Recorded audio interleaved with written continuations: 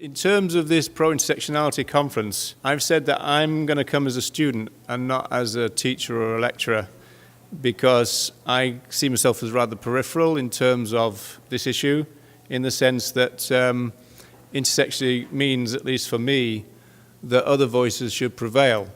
So people of colour and others should prevail over my white, male, heterosexual voice, which is the point of it, in a way. It was, as Tim Barford has said in podcasts and such like, in the run-up to the conference, quite an issue within intersectionality. So that's just to be said as a kind of general point about who should be the voices of intersectionality. And of course, white men get to be the voice of just about everything. As we know, the animal advocacy movement is made up mainly of women. So that's an interesting one. When I started, I became a vegan in 1979, but when I started, there were a lot of what you might call female prime movers in the movement. Margaret Manzoni, Paddy Broughton, Jean Pink formed Animal Aid, quite a lot of that. So it wasn't such a big issue. I think really if you look at the corporate animal advocacy world now, or the animal welfare group now, overwhelmingly led by male men, there's an issue there, you know. Obviously there's Ingrid Newkirk, but that is a weird case in intersectionality terms, in the sense that Peter is a disgrace, but we'll come on to that. Okay.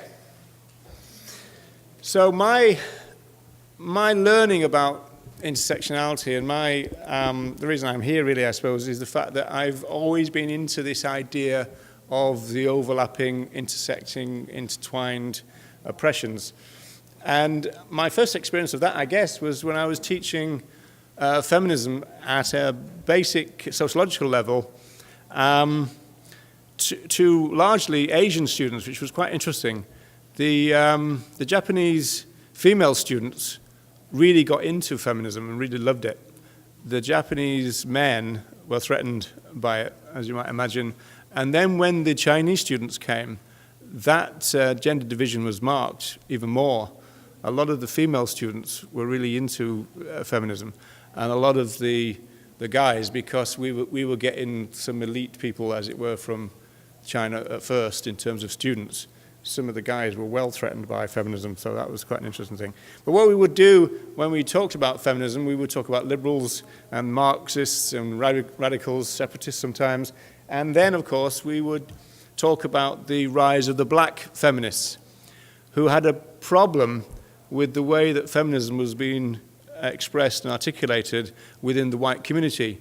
And several of the very kind of first wave feminists, you might argue, were kind of fairly wealthy white women who had black women slaves, you know. So there was a real kind of big issue in the way it worked.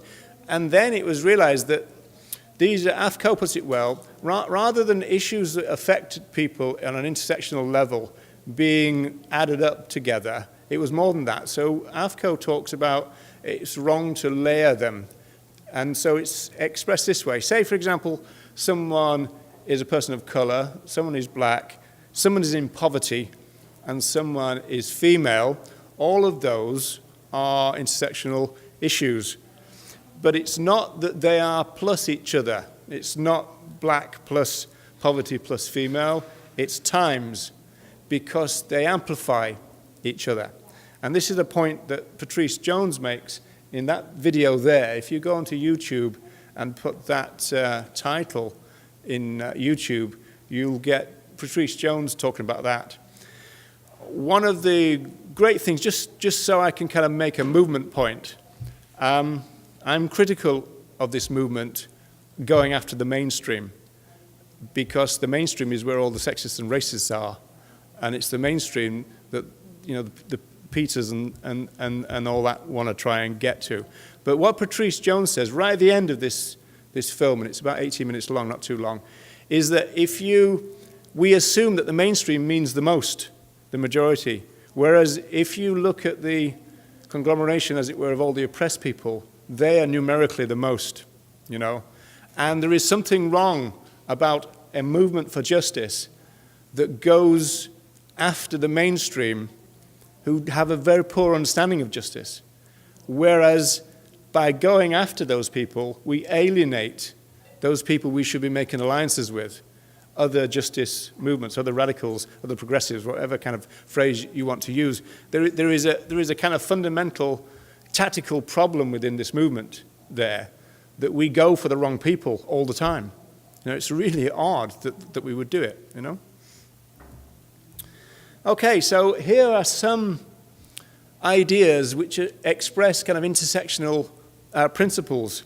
And in fact, again, in the Patrice Jones film that I mentioned, she also mentions the logic of domination.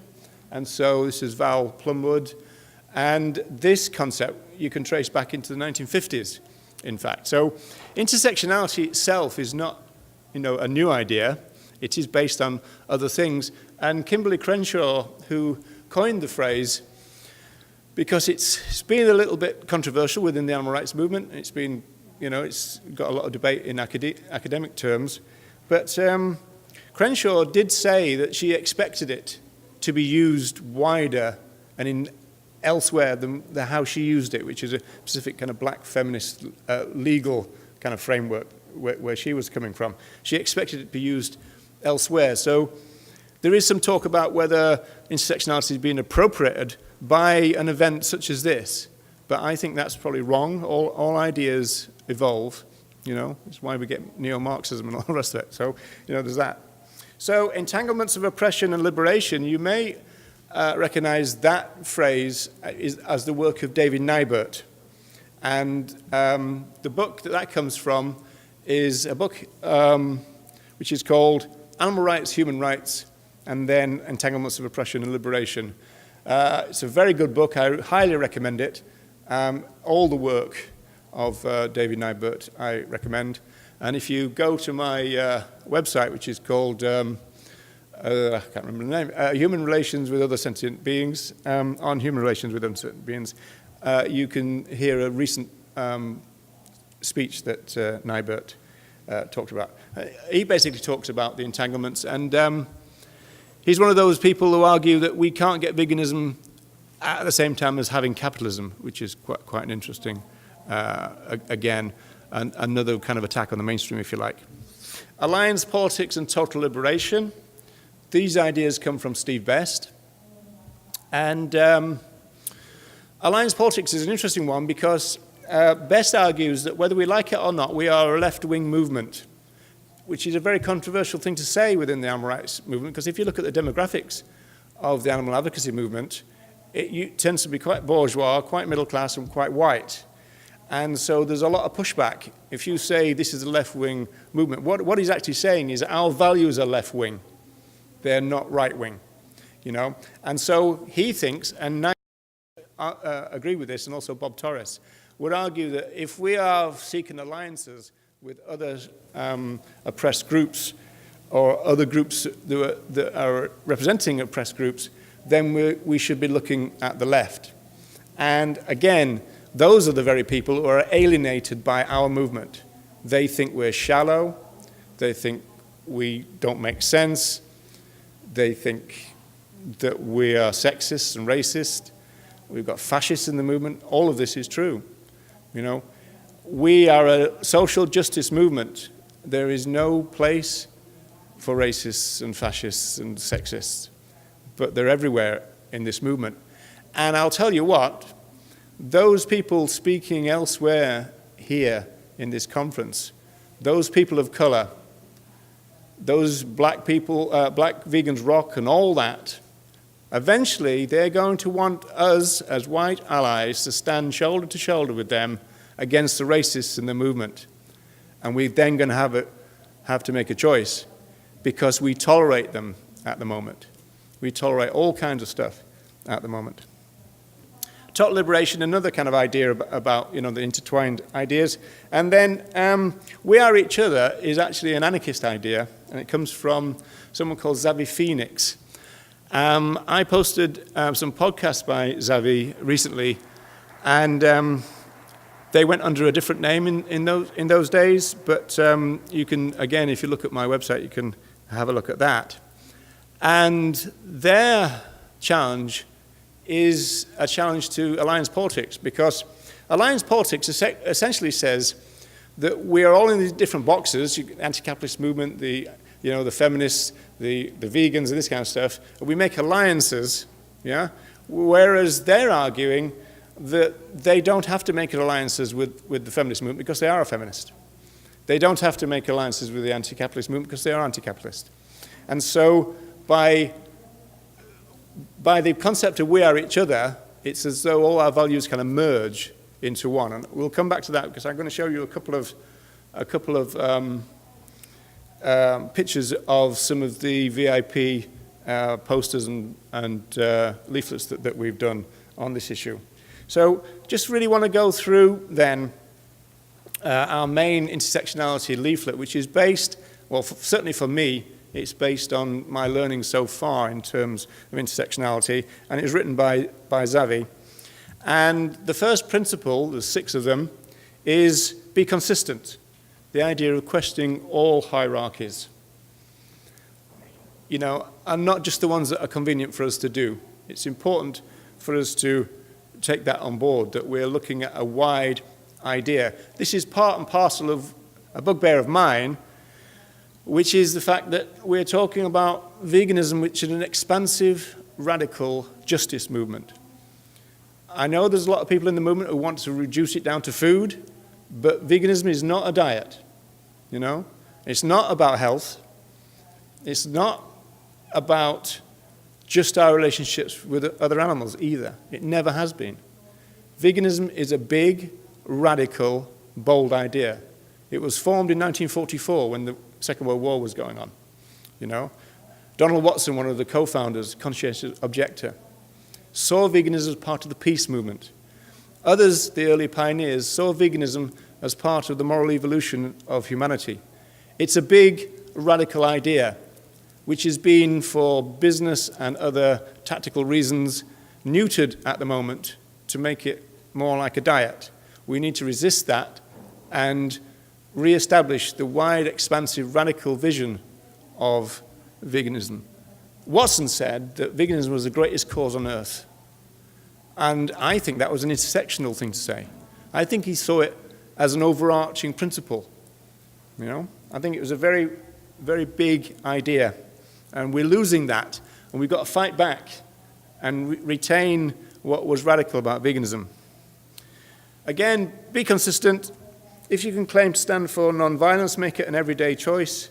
So this is a very kind of vegan thing to say, right? You know, but it's wider than just the food, essentially, as we'll come on to it. Again, be consistent, the end of the first one, really. Don't fight for someone's liberation in a way that hurts someone else. So this brings me to my thing that I like to rant about, which is people for the ethical treatment of animals. I believe that they should be shut down immediately, starved of funds, closed down. This is their latest outrage.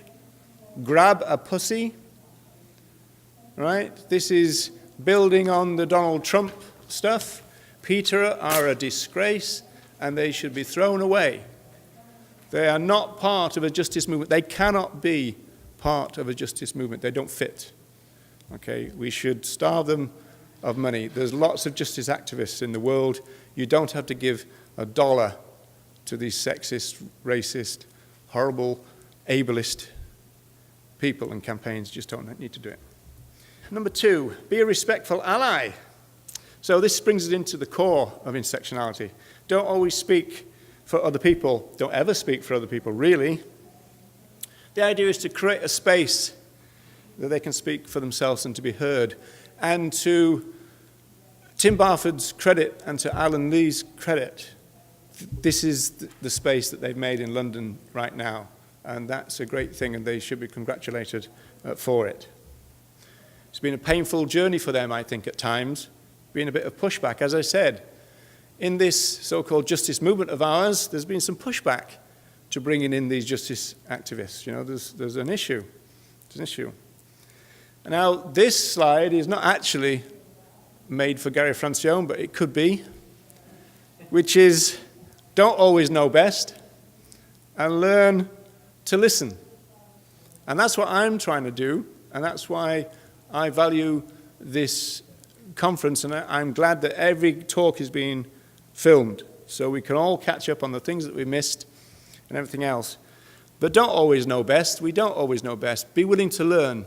You know, that's the thing. Think about what people are telling you. I've seen over and over again, and Xavi got involved with this, asked a prominent vegan, now a prominent vegan, a vegan strategist no less, pleaded with him not to use ableist language on Facebook, but he defended doing it.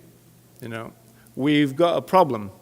Ableism is actually a tricky issue. I mean, we're getting a bit better with not calling other animals it, but it still happens, and, you know, if you get a bit of a, you know, a froth up, it comes out, you know. But ableist language is everywhere, you know. So people, oh, that's insane, this is crazy, you know, these things just come out, and it is going to take a while for us to discipline ourselves to try and do something about ableist language, but it needs to be done because it hurts people, you know, it triggers people, you know, it takes them back to their abuse, you know, it's something that we've got to learn. We need to learn to listen to them, and if someone says, please don't use that word, don't use it, you know, moral schizophrenia, don't use it, you know, there's lots of bloody words, you know, we're not short of fucking words, you know, so find an alternative words. I mean, they're all on the internet, you know, there is actually kind of things, you know, don't say this, say this, you know, so, you know. So we're not short of words, so, you know, if somebody really pleads with you not to use it because it hurts them, you know, causes them pain, well, why would you, you know, so. Okay, show solidarity with everyone who is oppressed. Show solidarity in your daily choices. Let no violent action or word go unchallenged. So this is the kind of idea of calling out and sometimes calling in. You know, calling out shouldn't be the thing that people often think it is, which is kind of like, you know, being shouted at and everything. You know, in some senses, you should welcome. What's going on here? Sorry. Update failed. Okay, I don't mind. We should welcome being called out in the sense that people are saying, there's a slight problem, you know, with what you said, you know. There was a couple of talks yesterday where people were still talking about other animals as it. You know, we need to call that out, you know.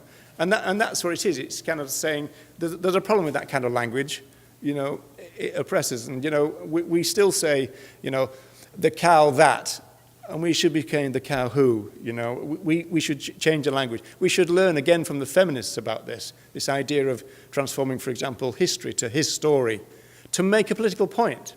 You know, it might not be grammatically correct, that doesn't matter. It's a political point that we're making.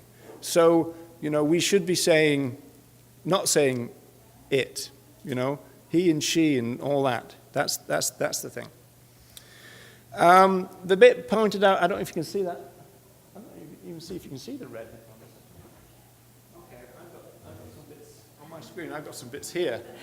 Okay, sorry. So, so you must have had a gap in that other picture that said learn to listen. Sorry, I'll read this bit out then. This is in red on my screen, but you can't see it on your screen. As Herbert Marcuse said, solidarity is the driving power of liberation. Xavi was very influenced by a neo-Marxist philosopher called Herbert Marcuse, and that's some work that we probably need to check out. Think critically about our privileges, another core issue in intersectionality. Ask these questions. They all apply for me, except for financially secure. But, you know, these are real huge privileges in our society. The way that our society is structured gives you these really big privileges. And it's something that we should be aware of and take into account when we're dealing with people. We are, as it says here, in a hierarchical society as a result of these characteristics. Think about your privileges again. this is an interesting one. Because of our privileges, there are certain things that we don't have to worry about, whereas others do. You know, I remember in the 1970s, I used to be a projectionist, and I remember I used to go on the bus and walk through Derby, where I lived at the time, and there was a woman who got on the same bus, and my route was the same as hers. And eventually, I changed my route home because I was concerned all the time about, you know, it looked like I was following her all the time, you know. So it's a kind of thing that, you know, you need to be aware of those kind of things, you know. A safe place and space for you is not necessarily the same for others. You know, it's something that we need to be aware of. And I think that's a very kind of intersectional thing.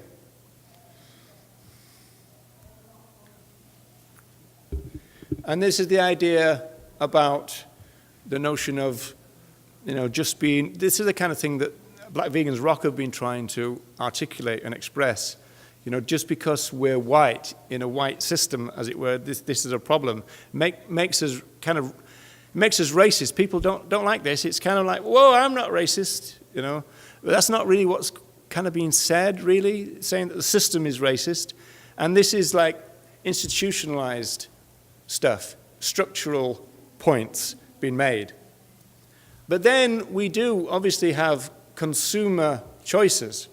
And so this brings us to that wider thing, again, the kind of food empowerment project kind of idea. You know, it's not just about what we eat and what we wear. You know, it's about thinking about, you know, is this new vegan chocolate actually full of child slavery? Because if it is, for me, it ain't a vegan chocolate, you know? Does it involve bonded labor? Well, you know, these are big issues. I mean, even things like palm oil are issues. We know that. And I think all cash crops are a vegan issue. When you've got people starving to death and the best agricultural land in the planet are being used for tea and coffee and sugar, then that's a vegan issue, because vegans stand for justice for all. Okay, these are vegan issues.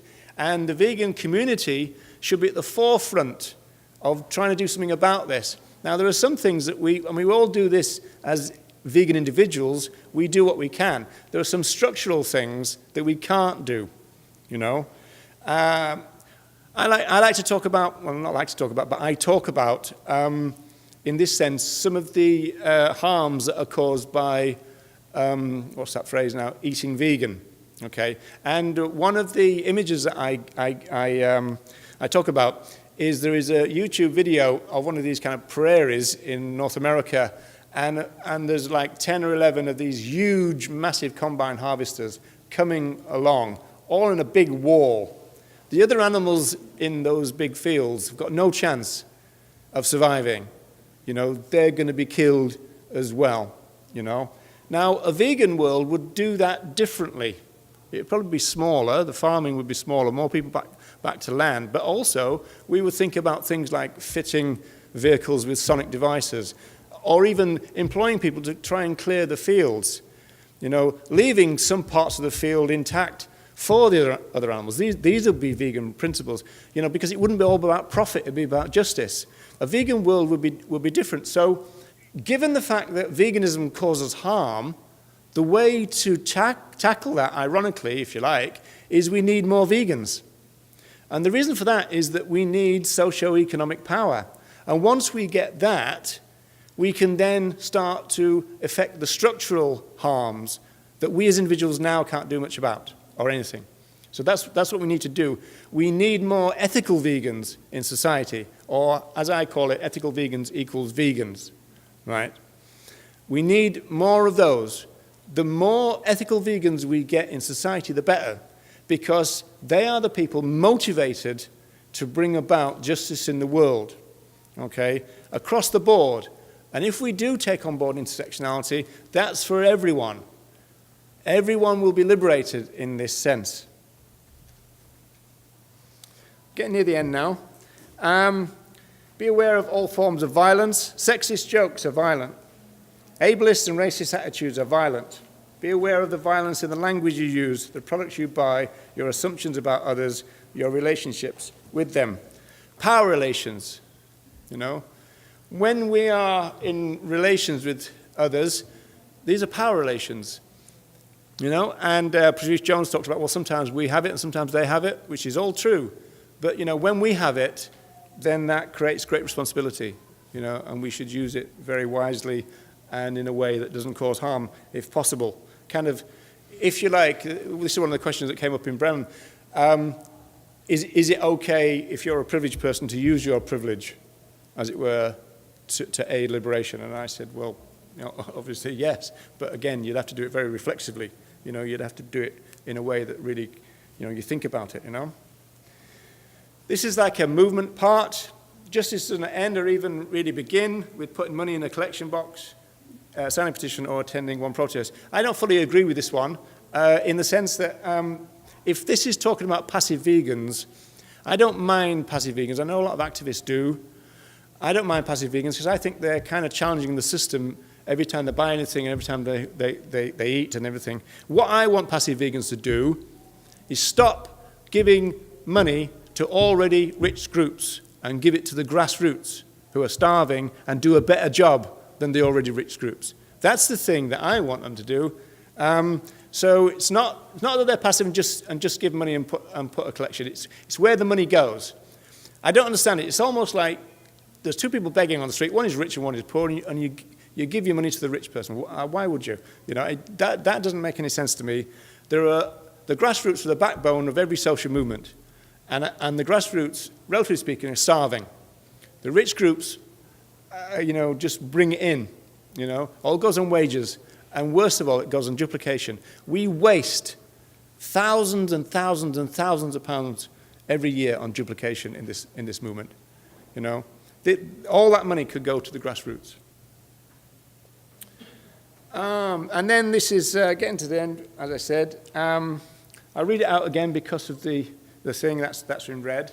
So if you've got a PowerPoint coming up later on, don't have anything in red, obviously. Justice begins in your home as well as in the streets, in your town as well as far away war zones. And that kind of means things like food, not bombs, and those kind of issues, those kind of things. And then it says here, the expansive vision of peace that is veganism is limitless, and it begins with you. And this is where all this is said. This is the VIP leaflet, and this is deliberately zine style. Xavi is a genderqueer, radical feminist, straight edge vegan, but they're also dyslexic and issues like that. And so we didn't correct any language. Why would we? Okay, it's understandable, it makes sense, and it looks good. And for all those people who do street outreach, some people say, oh, you've got to make your leaflets look professional. No, don't. In fact, people are a bit bored by professional-looking leaflets now. They're bloody everywhere, and they all look the same, and it looks like a corporation. Here's one from Animal Aid, and here's one from McDonald's. What's the difference? Okay, these make a difference, and people do come up to them, to us, and say, oh yeah, I remember these from the 80s. This is great. This is like, feminist zines and all that. And we actually do make the proper zines, which are the folded ones with the cut. You can twist them the other way around and all that. So this is the back end of that. Almost done now. A couple more. This is one of our posters.